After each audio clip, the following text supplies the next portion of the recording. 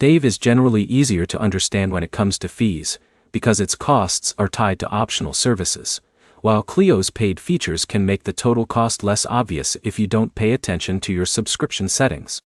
By the end of this video, you'll know what users mean by hidden fees, how Cleo and Dave charge for their services, and which app is more transparent overall.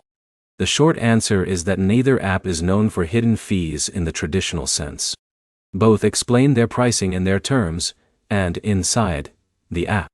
The confusion usually comes from optional subscriptions and expedited transfer charges that some users don't expect.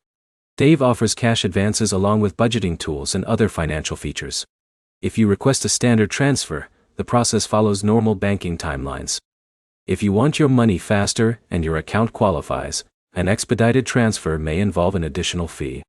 Because that choice is presented during the transfer process, many users find the pricing relatively easy to understand.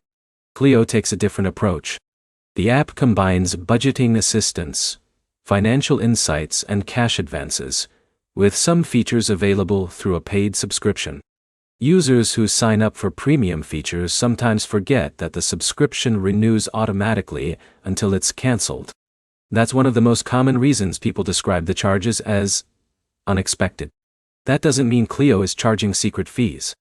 The subscription terms are disclosed, but it's still your responsibility to review what you're signing up for and whether automatic renewal is enabled. Both apps also require users to qualify before receiving cash advances. Neither guarantees approval, and neither promises that every feature is available to every customer. Your banking history, income pattern, and account activity all affect what services you can access. If you want to avoid surprise charges, review the pricing screen before confirming any transfer.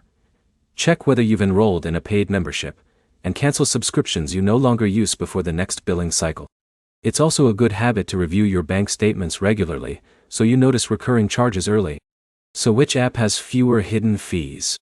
Based on user experiences, Dave has the simpler pricing structure for most people.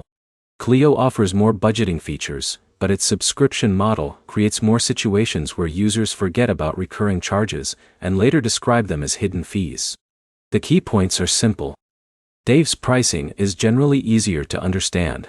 Cleo's subscription model causes more confusion than its cash advances, and reading the pricing details before confirming any service is the best way to avoid unexpected costs. If this comparison helped, like the video and subscribe for more straightforward financial app comparisons.